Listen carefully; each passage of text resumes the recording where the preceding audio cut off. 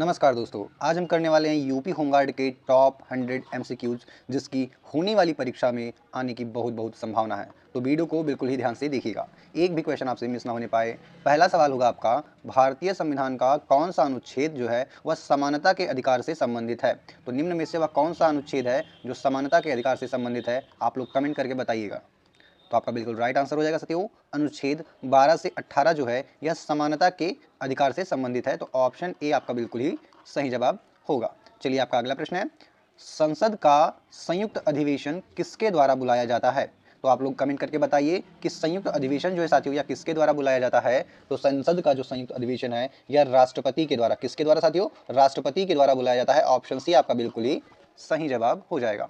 चलिए आपका अगला प्रश्न है, संविधान के सभा की जो प्रारूप समिति है साथियों, इसके अध्यक्ष कौन थे। तो संविधान सभा की जो प्रारूप समिति थी, इसके जो अध्यक्ष थे वो डॉक्टर बी आर अम्बेडकर थे। कौन, बी आर अम्बेडकर यानी डॉक्टर भीमराव अम्बेडकर जी थे। ऑप्शन सी आपका बिल्कुल राइट आंसर होगा। चलिए अगला प्रश्न है आपका, भारतीय संविधान में समाजवादी शब्द किस संशोधन द्वारा जोड़ा गया। तो आप लोग कमेंट करके बताइए साथियों, यह जो समाजवादी शब्द है यह किस संशोधन के द्वारा हमारे भारतीय संविधान में जोड़ा गया। तो आपका बिल्कुल राइट आंसर हो जाएगा, यह हो जाएगा 42वां संविधान संशोधन। कैसा, 42वां संविधान संशोधन, जिसे मिनी कॉन्स्टिट्यूशन भी बोलते हैं। क्या बोलते हैं साथियों, मिनी कॉन्स्टिट्यूशन भी बोलते हैं, कॉन्स्टिट्यूशन भी बोलते हैं। आप लोग ध्यान दीजिएगा, ठीक है, क्योंकि इसमें बहुत सारे बदलाव किए गए थे 42वें संविधान के संशोधन के टाइम पे, ठीक है, इसलिए इसको मिनी कॉन्स्टिट्यूशन भी कहा जाता है। अगला है आपका, वित्त आयोग का गठन किस अनुच्छेद के अंतर्गत होता है। तो आप लोग कमेंट करके बताइए कि वित्त आयोग जो है इसका गठन किस अनुच्छेद के अंतर्गत होता है साथियों। तो आपका बिल्कुल राइट ही आंसर हो जाएगा, कौन सा, 280 के अंतर्गत। कौन सा, आर्टिकल 280 के अंतर्गत जो है आपका गठन किया जाता है, किसका, वित्त आयोग का। चलिए अगला प्रश्न है आपका कि शून्यकाल किससे संबंधित है। Very very important question, zero hour किससे संबंधित है। आप लोग कमेंट करके बताइए साथियों, जो जीरो आर है यानी शून्यकाल है, यह बहुत बार एग्जाम में पूछा जा चुका है साथियों और कभी भी किसी भी एग्जाम में आ जाता है। तो आप लोग कमेंट करके बताइए जो शून्यकाल है यह किससे संबंधित है। तो आपका बिल्कुल राइट आंसर होगा साथियों, जो शून्यकाल होता है यह आपके संसद से संबंधित है। किससे है, संसद से संबंधित है। ऑप्शन बी संसद आपका बिल्कुल ही सही जवाब हो जाएगा। चलिए अगला प्रश्न साथियों, लोकसभा का अधिकतम कार्यकाल कितने वर्ष का होता है। तो जो लोकसभा की बात आई है ध्यान दीजिएगा, तो लोकसभा का जो अधिकतम कार्यकाल होता है साथियों यह आपका 5 वर्षों का होता है। कितने, 5 वर्षों का होता है। ऑप्शन बी आपका बिल्कुल राइट आंसर हो जाएगा, 5 वर्ष। चलिए अगला प्रश्न है आपका, सार्वभौमिक वयस्क मताधिकार भारत में किस वर्ष लागू हुआ।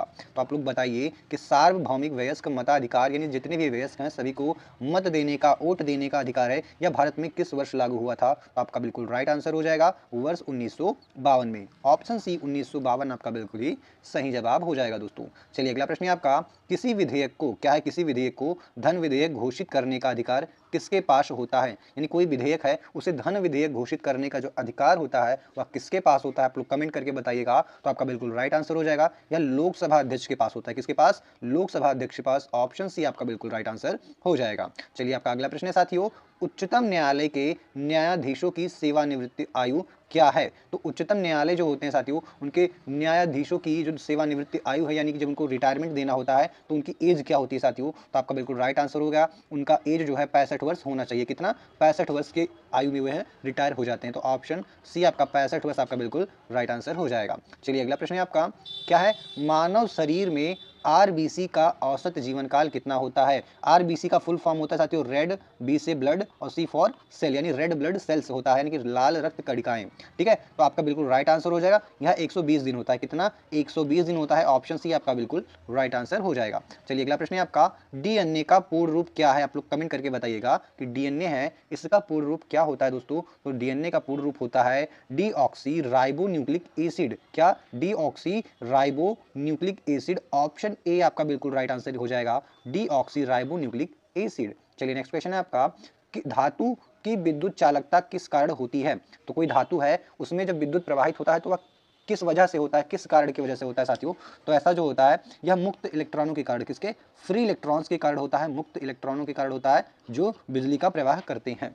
चलिए अगला प्रश्न है आपका, पराबैंगनी किरणों की खोज किसने की थी। ठीक है दोस्तों, कि पराबैंगनी किरणों की खोज किसने की थी, आप लोग कमेंट करके बताइएगा। तो पराबैंगनी किरणों की जो खोज है साथियों वो आपका किसके द्वारा किया गया। तो यार रिटर के द्वारा किया गया। किसके द्वारा, रिटर द्वारा किया गया। और साथियों पराबैंगनी किरणों से हमारी सुरक्षा कौन करता है। तो ओजोन, कौन सा, ओजोन परत साथियों जो होता है, ओजोन परत वह हमारी किससे, पराबैंगनी किरणों से रक्षा करता है। और ओजोन परत कहाँ पाया जाता है साथियों, तो यह समताप मंडल में, कहाँ पे, सम ताप मंडल में पाया जाता है, आप लोग इसको भी ध्यान में रखिएगा। चलिए अगला प्रश्न है आपका कि ओम का नियम क्या है, ओम का नियम किससे संबंधित है, ओम का नियम किससे संबंधित है साथियों, तो जो ओम का नियम है यह आपका विद्युत से, किससे, विद्युत से संबंधित है। ऑप्शन सी आपका बिल्कुल राइट आंसर हो जाएगा, विद्युत। चलिए अगला प्रश्न देखते हैं जो कि है आपका ध्वनि की गति वायु में लगभग कितनी होती है।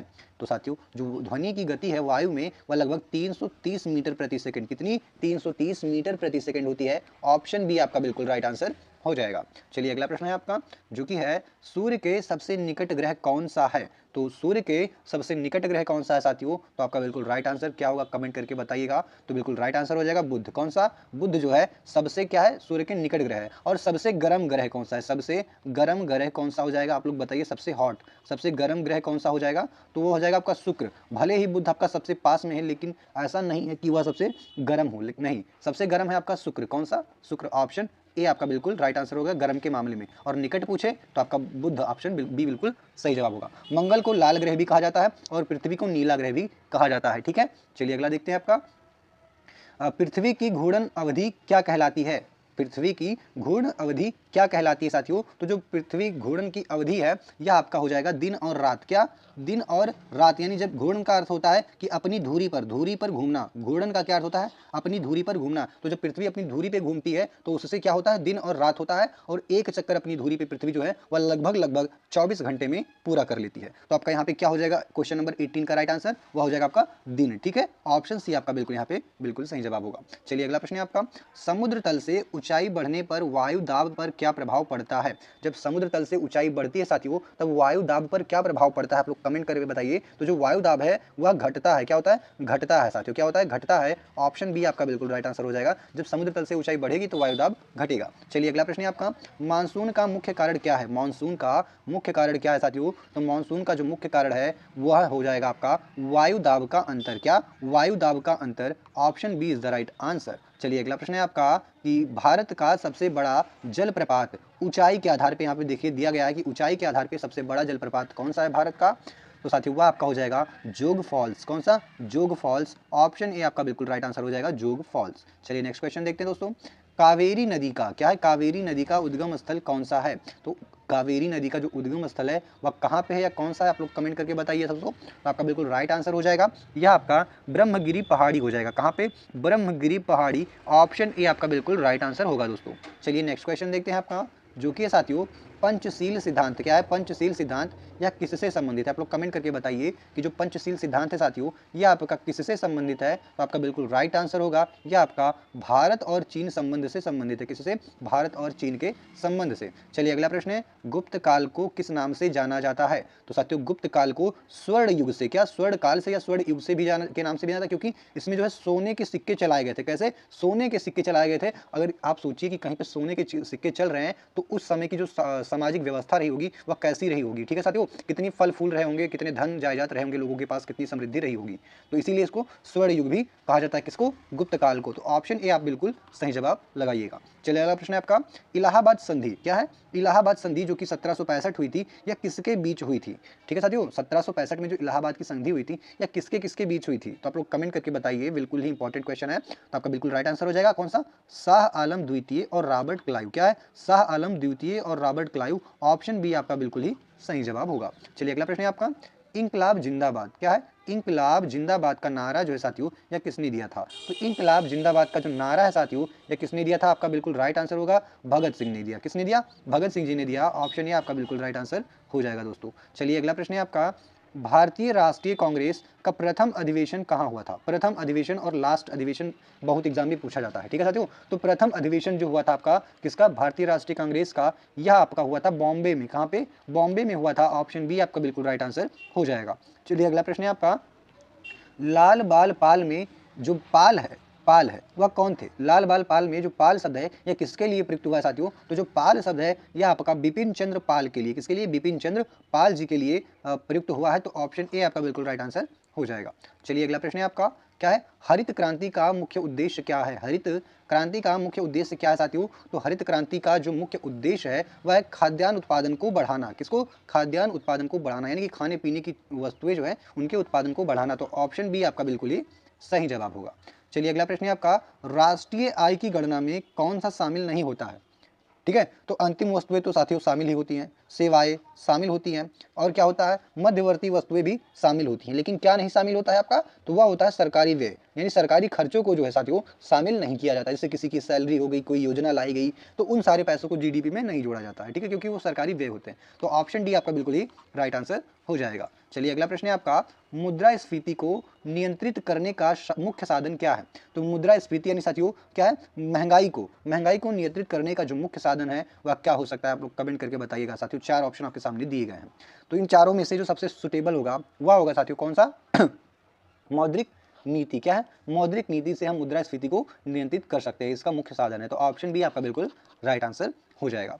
चलिए अगला प्रश्न है, भारत में योजना आयोग की जगह किस संस्था ने ली थी। तो साथियों योजना आयोग की जो जगह है वह नीति आयोग ने ली। किसने, नीति आयोग ने ली, जिसके अध्यक्ष जो होते हैं साथियों पीएम होते हैं। कौन, प्रधानमंत्री जो होते हैं वह नीति आयोग के अध्यक्ष होते हैं, ठीक है। वर्तमान में आपके प्रधानमंत्री जो श्री नरेंद्र मोदी जी हैं वह आपके नीति आयोग के क्या है, अध्यक्ष है, ठीक है। चलिए अगला प्रश्न देखते हैं, स्टैगफ्लेशन क्या है। स्टैगफ्लेशन का क्या अर्थ है साथियों, वेरी वेरी इंपॉर्टेंट क्वेश्चन, जो कि इकोनॉमी से आता है और इकोनॉमी से 5 से 6 प्रश्न पूछे जाते हैं। तो उनमें से एक वेरी वेरी इंपॉर्टेंट है कि स्टैगफ्लेशन का क्या अर्थ है। आप लोग कमेंट करके बताइए कि स्टैगफ्लेशन होता क्या है, इसका अर्थ क्या होता है। तो स्टैगफ्लेशन जो होता है साथियों, इसमें क्या कहते हैं, उच्च मुद्रास्फीति, यानी कि जो वस्तुएं की मुद्रा जो रेट है, यानी कोई भी वस्तु है उसका रेट है, उसका मूल्य जो है बढ़ रहा है, बहुत तीव्र से बढ़ रहा है। और क्या होता है, उच्च बेरोजगारी, उस समय बेरोजगारी भी चरम पे होती है, यानी दोनों साथ साथ हो रहे हैं, दाम भी साथ में बढ़ेगा और बेरोजगारी भी साथ में बढ़ रही है। तो ऑप्शन बी आपका बिल्कुल राइट आंसर हो जाएगा।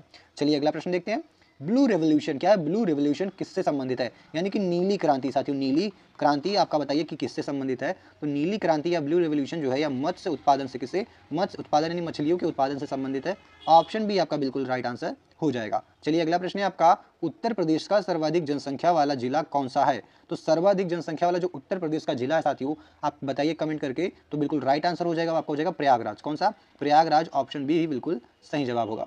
चलिए अगला प्रश्न है, दुधवा राष्ट्रीय उद्यान किस जिले में स्थित है।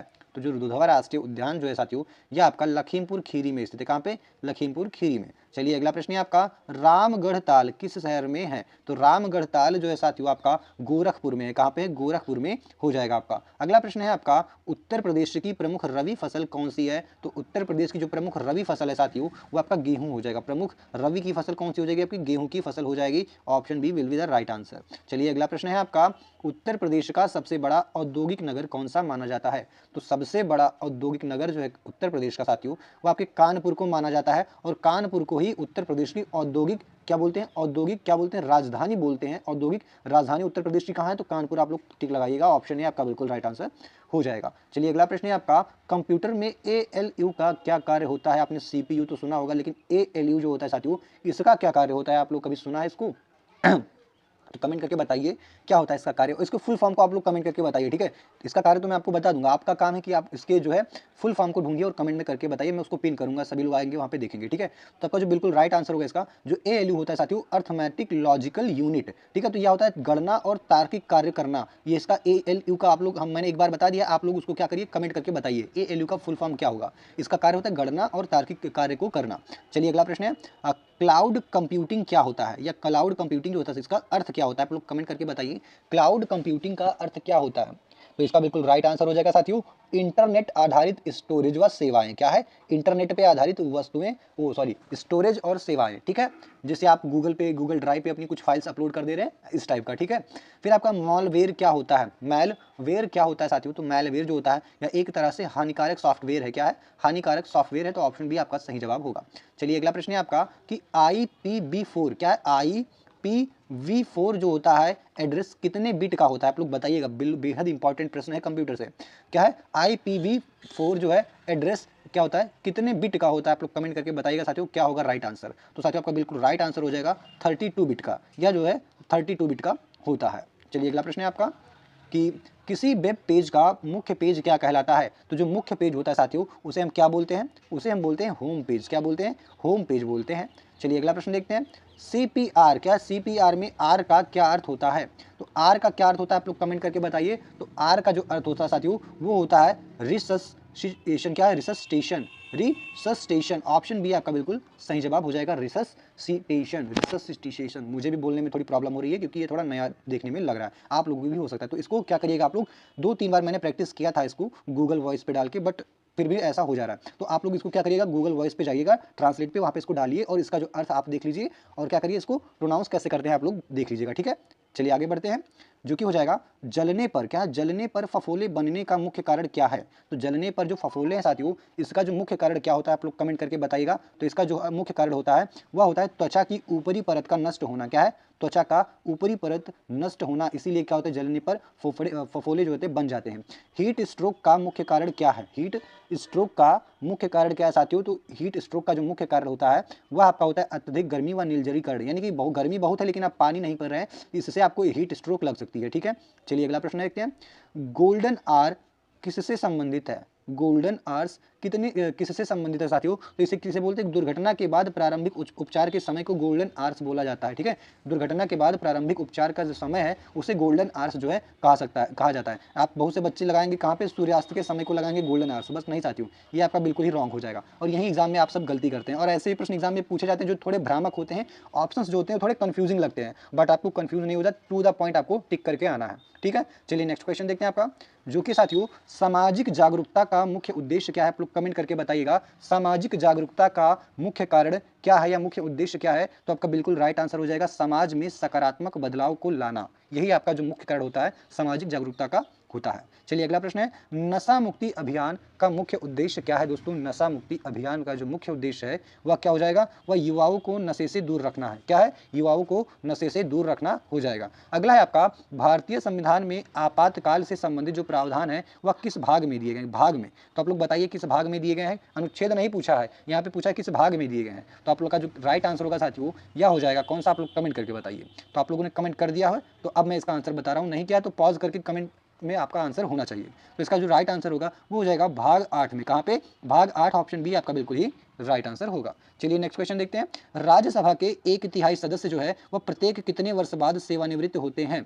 तो प्रत्येक कितने वर्ष बाद सेवानिवृत्त होते हैं, आप लोग कमेंट करके बताइएगा साथियों। जो राज्यसभा के 1/3 सदस्य होते हैं वह प्रत्येक 2 वर्षों में, कितने, प्रत्येक 2 वर्षों में जो होते हैं वह सेवानिवृत्त हो जाते हैं। चलिए अगला प्रश्न देखते हैं, भारत में न्यायिक पुनरावलोकन यानी जुडिशियल रिव्यू की अवधारणा किससे प्रेरित है।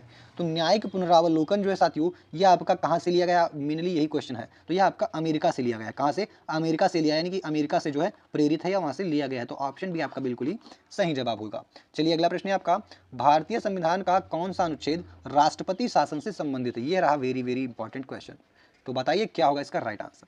तो जो राष्ट्रपति का शासन है साथियों ये आपका अनुच्छेद 356 से संबंधित है। कहां से, अनुच्छेद 356, B is the right answer. चलिए अगला प्रश्न है आपका, संसद के दोनों सदनों की संयुक्त बैठक की अध्यक्षता कौन करता है। तो संयुक्त बैठक जो होता है साथियों इसकी अध्यक्षता जो होते हैं करते हैं जो संसद है, संसद उसके दोनों सदनों की बात की गई है, तो कमेंट करके बताइए। तो बिल्कुल राइट आंसर आपका होगा, यह लोकसभा अध्यक्ष करते हैं। कौन, लोकसभा अध्यक्ष, ऑप्शन बी आपका राइट आंसर हो जाएगा। चलिए अगला प्रश्न है आपका कि भारत के नियंत्रक एवं महालेखा परीक्षक यानी कैग जो है इसकी नियुक्ति कौन करता है साथियों। तो भारत के नियंत्रक एवं महालेखा परीक्षक कैग की नियुक्ति राष्ट्रपति के द्वारा की जाती है। चलिए अगला प्रश्न देखते हैं, अगला प्रश्न है आपका, मूल कर्तव्यों को संविधान के किस संशोधन में जोड़ा गया या किस संशोधन के द्वारा जोड़ा गया। तो मूल कर्तव्यों को जो है साथियों वह आपके कौन से संशोधन, राइट आंसर क्या होगा, कौन से संशोधन, तो ये आपका हो जाएगा 42वें संशोधन। कौन से, 42वें संशोधन, ऑप्शन ये आपका बिल्कुल राइट आंसर हो जाएगा। मूल कर्तव्यों को 42वें संशोधन के द्वारा जोड़ा गया। चलिए अगला प्रश्न है आपका, लोकपाल संस्था का संबंध किससे है। तो लोकपाल संस्था का जो संबंध है साथियों यह आपका हो जाएगा कहाँ से, भ्रष्टाचार निरोध से। ठीक है, चलिए अगला प्रश्न है आपका, भारतीय संविधान में धर्मनिरपेक्ष शब्द कब जोड़ा गया। तो समाजवाद क्या था साथियों, समाजवाद क्या है, समाजवाद, समाजवाद, धर्मनिरपेक्ष, तो बताइए ये दोनों ही शब्द जो है साथियों यह आपके कौन से संविधान संशोधन के द्वारा जोड़े गए थे। तो यह आपके जो है साथियों बिल्कुल राइट आंसर हो जाएगा आपका 42वां संविधान संशोधन। कौन सा, 42वां संविधान संशोधन, ऑप्शन ए आपका बिल्कुल राइट आंसर हो जाएगा। चलिए अगला प्रश्न देखते हैं जो कि है, भारत में पंचायती राज प्रणाली किस संशोधन से संवैधानिक दर्जा प्राप्त हुई। तो पंचायती राज प्रणाली जो है साथियों आपका यह जो है बिल्कुल राइट आंसर हो जाएगा 73वें संविधान संशोधन के द्वारा। किसके, 73वें संविधान संशोधन, ऑप्शन सी आपका बिल्कुल ही राइट आंसर होगा। चलिए अगला प्रश्न देखते हैं आपका जो कि है दोस्तों, प्रोटॉन की खोज किसने की थी? यहाँ से प्रश्न पूछे जाते हैं न्यूट्रॉन, प्रोटॉन से और इलेक्ट्रॉन से। तो प्रोटॉन की खोज किसने की थी साथियों, आप लोग कमेंट करके बताइएगा। तो प्रोटॉन की खोज किसने की? रदरफोर्ड ने की। किसने की? रदरफोर्ड ने। ऑप्शन ए आपका बिल्कुल राइट आंसर हो जाएगा। अगला प्रश्न है आपका, न्यूट्रॉन की खोज किसने की साथियों? न्यूट्रॉन की खोज किसने की? तो न्यूट्रॉन की जो खोज है दोस्तों, यह आपका चैडविक के द्वारा किया गया था। किसके द्वारा? चैडविक के द्वारा किया गया था। ऑप्शन सी आपका चैडविक बिल्कुल राइट आंसर हो जाएगा, न्यूट्रॉन की खोज। अगला प्रश्न आता है आपका, प्रकाश की गति जो है निर्वात में लगभग कितनी होती है? तो प्रकाश की जो निर्वात में गति होती है साथियों, वह 3 गुणे 10 के पावर 8 मीटर प्रति सेकंड होती है। ऑप्शन बी आपका बिल्कुल राइट आंसर हो जाएगा। चलिए अगला प्रश्न देखते हैं आपका, किसी वस्तु का भार कहाँ अधिक होगा? आप लोग बताइए कहाँ पे अधिक होगा? भूमध्य रेखा पे, ध्रुव रेखा पे, समुद्र तल पर या पर्वत शिखर पर? कहाँ पे अधिक होगा? तो आप लोग कमेंट करके बताइएगा। तो इसका जो बिल्कुल राइट आंसर हो जाएगा साथियों, वह हो जाएगा ध्रुवों पर। कहाँ पे? ध्रुवों पर आपका बिल्कुल राइट आंसर हो जाएगा, क्योंकि वहाँ से जो ग्रेविटी है साथियों वो बहुत अधिक होती है ध्रुवों पर। ठीक है, तो ऑप्शन बी आपका बिल्कुल ही सही जवाब हो जाएगा। चलिए अगला प्रश्न है साथियों कि ऊष्मा का यसाई मात्रक क्या है? आप लोग कमेंट करके बताइएगा, ऊष्मा जो होती है इसका यसाई मात्रक क्या होता है? तो ऊष्मा का यसाई मात्रक जो साथियों वह होता है जूल। क्या होता है? जूल होता है यसाई मात्रक। ऑप्शन ए आपका बिल्कुल राइट आंसर हो जाएगा। ऊष्मा बात की गई, ऊष्मा, ऊर्जा नहीं की गई है। अगर ऊर्जा होता तो कैलोरी पे लगाते, आप लोग सोच रहे हो कैलोरी होगा, नहीं, यहाँ पे ऊष्मा की बात की गई है। ठीक है, तो ऊष्मा है तो जूल और ऊर्जा है तो कैलोरी। ठीक है, चलिए अगला प्रश्न देखते हैं, विद्युत विभवांतर किसकी इकाई है? तो विद्युत विभवांतर जो होती है की इकाई क्या है? किसकी इकाई नहीं है साथियों, विद्युत विभवांतर की इकाई होती क्या है? तो विद्युत विभवांतर की इकाई जो होती है साथियों वो वोल्ट होती है। क्या? वोल्ट होती है। Option B is the right answer, volt. चलिए अगला प्रश्न देखते हैं आपका, क्या है जल का रासायनिक सूत्र क्या है? तो जल का रासायनिक सूत्र होता है H2O। क्या? H2O। और एक वेरी वेरी इंपॉर्टेंट क्वेश्चन, भारी जल, ध्यान दीजिएगा, भारी जल साथियों, भारी जल, इसका जो सूत्र है वह क्या होता है? तो भारी जल का जो सूत्र होता है वह D2O होता है। क्या होता है? D2O होता है भारी जल का सूत्र। यह वेरी वेरी इंपॉर्टेंट क्वेश्चन है क्योंकि एग्जाम में आता है, और साथियों यह स्वास्थ्य के लिए बहुत ही हानिकारक होता है। जो भारी जल होता है तो यह बिल्कुल ही स्वास्थ्य के लिए हानिकारक है। ठीक है, इसको पिया नहीं जा सकता। चलिए अगला प्रश्न है आपका, सोडियम धातु को किसमें संरक्षित रखा जाता है? तो साथियों जो सोडियम धातु होती है उसे हम केरोसिन में डुबा के रखते हैं। कहाँ पे? केरोसिन में डुबा के रखते हैं। और ये एक ऐसी धातु है साथियों जो कि चाकू से काटा जा सकता है। किससे? चाकू से काटा जा सकता है। और यह पानी के साथ कांटेक्ट में आते ही रिएक्ट कर देती है ऑक्सीजन के साथ में और ब्लास्ट कर देता है। ठीक है, चलिए अगला प्रश्न देखते हैं, पाचन तंत्र में प्रोटीन का पाचन मुख्यतः कहाँ होता है? तो प्रोटीन का जो पाचन है साथियों मुख्यतः आपका कहाँ पे होगा? बड़ी आंत, अमाशय, मुख, बड़ी आंत, अमाशय, मुख या यकृत? क्या होगा राइट आंसर? तो आपका बिल्कुल राइट आंसर हो जाएगा साथियों, यह हो जाएगा अमाशय। प्रोटीन और वसा का पाचन कहाँ होता है? अमाशय में होता है। ठीक है, तो ऑप्शन बी आपका बिल्कुल राइट आंसर पूरा हो जाएगा। और एक क्वेश्चन और बनता है कि जो पाचन है, ठीक है, मनुष्यों में पाचन का जो अंतिम स्थान है, अंतिम चरण है, वह कहाँ पे पूरा होता है? तो अंतिम चरण अगर पूछा जाए पाचन का तो वह साथियों गुदा में। कहाँ पे? गुदा में। ठीक है, लेकिन पूछा जाए कि जो पाचन की क्रिया समाप्त हो जाती है कहाँ पे, यानी कि पाचन की क्रिया जो है पूर्ण हो जाती है, तो साथियों छोटी आंत का जो पहला भाग होता है वहाँ पे कंप्लीट हो जाती है। चलिए अगला प्रश्न देखते हैं आपका, इंसुलिन हार्मोन किस ग्रंथि से स्रावित होती है? जो इंसुलिन जो हार्मोन होता है यह किस ग्रंथि से स्रावित होती है?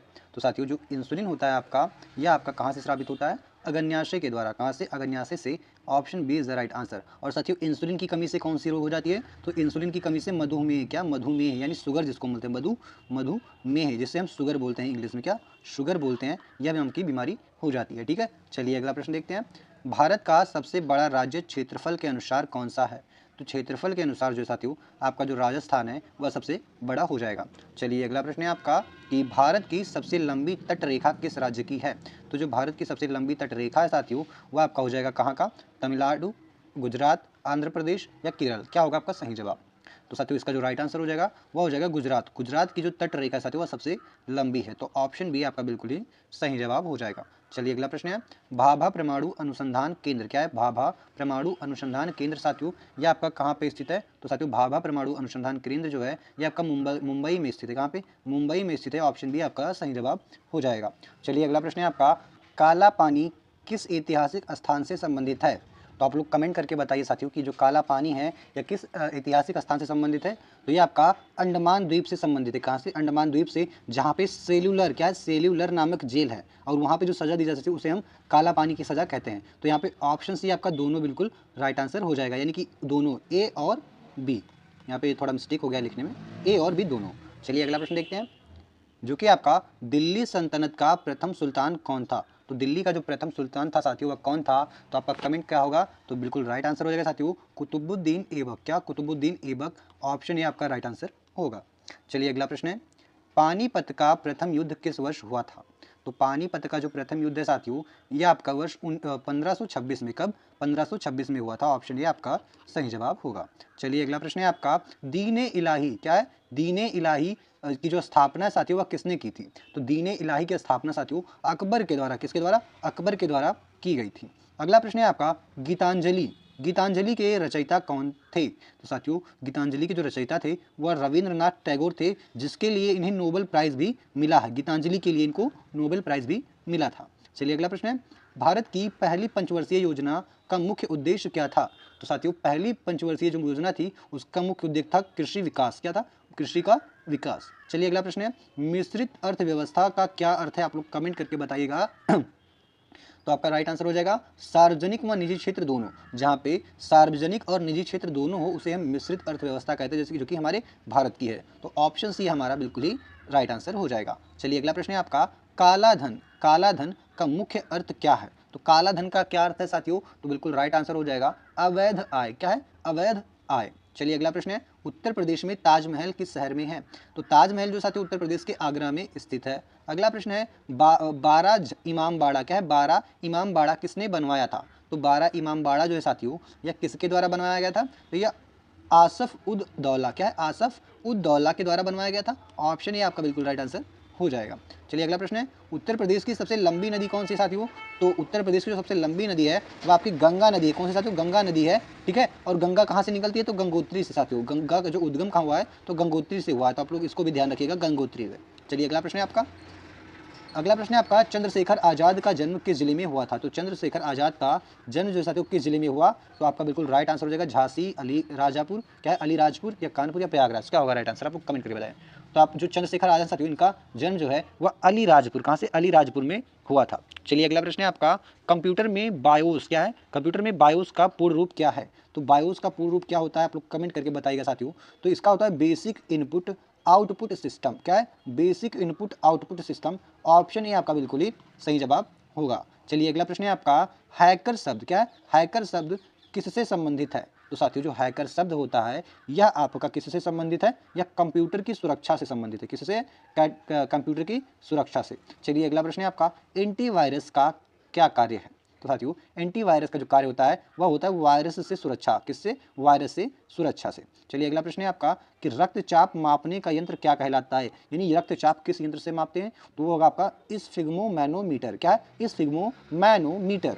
चलिए अगला प्रश्न देखते हैं साथियों। अगला प्रश्न हो जाएगा आपका, क्या है? हड्डियों की कुल संख्या वयस्क मानव में कितनी होती है? तो वयस्कों में जो हड्डियों की संख्या है वह 206 होती है। कितनी? 206 होती है। अगला प्रश्न है आपका, रेड क्रॉस संगठन का मुख्य कार्य क्या है? तो रेड क्रॉस जो संगठन है साथियों इसका मुख्य कार्य जो होता है वह होता है आपदा व चिकित्सा सहायता। क्या है? आपदा व चिकित्सा को सहायता देना। चलिए अगला प्रश्न है आपका, स्वच्छता अभियान, स्वच्छता अभियान का मुख्य उद्देश्य क्या है? तो स्वच्छता अभियान का जो मुख्य उद्देश्य साथियों वह साफ सफाई व स्वास्थ्य को ध्यान में रखना। ठीक है, साफ सफाई और स्वास्थ्य को व्यवस्थित रखना। अगला है आपका, जल संरक्षण का सबसे प्रभावी तरीका क्या है? तो जल संरक्षण का सबसे प्रभावी तरीका जो साथियों वह है आपका वर्षा जल संचयन। क्या है? वर्षा जल संचयन। चलिए अगला प्रश्न है आपका, कि ग्रीन हाउस प्रभाव का मुख्य कारण क्या है? तो ग्रीन हाउस प्रभाव का जो मुख्य कारण साथियों वह आपका कार्बन डाइऑक्साइड। क्या है? कार्बन डाइऑक्साइड, यानी कि क्या होता है उसे? CO2 बोलते हैं। क्या? CO2। ठीक है। चलिए अगला प्रश्न है आपका, अगला है ओजोन क्षय। ओजोन क्षय का मुख्य कारण कौन सी गैस है? तो ओजोन क्षय का जो मुख्य कारण साथियों वो आपका हो जाएगा CFC। क्या होता है? CFC। CFC का फुल फॉर्म क्या होता है? Chlorofluorocarbon. C for chloro, F for fluoro और C फॉर कार्बन, यानी क्लोरोफ्लोरोकार्बन। चलिए अगला प्रश्न देखते हैं, एक मिनट, हाँ, जो कि है राष्ट्रीय आपदा प्रतिक्रिया बल यानी NDRF, यह किससे संबंधित है?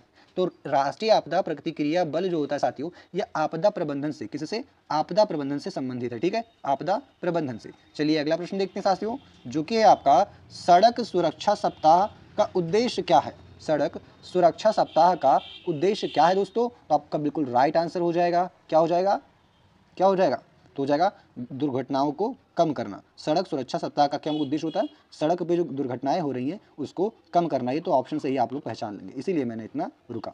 अगला है आपका, नारी शक्ति वंदन अधिनियम किससे संबंधित है? तो नारी शक्ति वंदन अधिनियम जो है साथियों, यह भी आप पहचान गए होंगे, किससे? महिला आरक्षण से संबंधित है। तो option B is the right answer, महिला आरक्षण। चलिए अगला प्रश्न है आपका, डिजिटल भुगतान। क्या है डिजिटल भुगतान का मुख्य लाभ क्या है? तो डिजिटल भुगतान का जो मुख्य लाभ है साथियों, इसमें पारदर्शिता व सुविधा होती है। क्या होती है? पारदर्शिता होती है साथियों, कि ये देखो मैंने आपके पास इतना पैसा भेजा है, ये मेरे पास सबूत है, और आपके पास उतना ही पैसा गया है, यह भी आपके पास सबूत है। ठीक है, ये नहीं कि मैंने आपको 10 रुपये दिए तो आपको 8 ही रुपये दिए, मेरे पास सबूत है भैया, देखो इतना भेजे, आपके पास तो 10 ही गया होगा, आपको दिखाना पड़ेगा, तो आप 10 ही दिखाएंगे, 8 तो दिखा नहीं सकते। अब कैश में दिया आपको, मान लो 20 दिया, तो आप 10 ही दिखा रहे हैं, कहीं देखिए आपने हमको 10 ही दिया, लेकिन ऑनलाइन में ऐसा नहीं हो सकता। ठीक है, चलिए अगला प्रश्न है आपका, आत्मनिर्भर भारत का अभियान। क्या है आत्मनिर्भर भारत अभियान? इसका मुख्य उद्देश्य क्या है? तो आत्मनिर्भर भारत अभियान का जो मुख्य उद्देश्य साथियों, यह होता है आपका घरेलू उत्पादन व स्वावलंबन को बढ़ाना। क्या है? घरेलू उत्पादन व स्वावलंबन को बढ़ाना। तो option B is the right answer. तो साथियों इसी के साथ में हमारी यह वीडियो यहीं पे समाप्त होती है। हाँ, आपको क्वेश्चंस का लेवल जो है वह कैसा लग रहा है? मॉडरेट है या सिंपल है या फिर हार्ड लग रहा है? तो आप लोग कमेंट करके बताइएगा। और हाँ, आपने 100 में से, आउट ऑफ 100 में से आपने कितने जो है सही किए, आप यह भी अपना स्कोर भी कमेंट करके बताएं, ताकि मुझे पता चले कि बच्चों को किस लेवल का जो है जीके जीएस लेके जाना चाहिए क्वेश्चंस। ठीक है, तो आप लोग बताइएगा यदि आपको किसी बेसिक टॉपिक पे, मतलब कोई भी टॉपिक है जिसपे, जैसे महिला सशक्तिकरण हो गया, ठीक है, जीएसटी हो गया, जनगणना हो गया, और भी मानवाधिकार हो गया, ऐसे जो स्पेशल टॉपिक्स है जीके, यदि उन पे आपको 100 या 50 प्रश्नों की, या 150 200 जितने भी प्रश्न आपको चाहिए, मैं आपके लिए प्रोवाइड करवा दूंगा। एक अच्छी सी वीडियो पूरी एक्सप्लेनेशन के साथ में लेके आऊंगा। ठीक है, आप लोगों को जरूरत है तो आप लोग कमेंट करके बताइए। तो मिलते हैं नेक्स्ट वीडियो में, तब तक के लिए जय हिंद दोस्तों।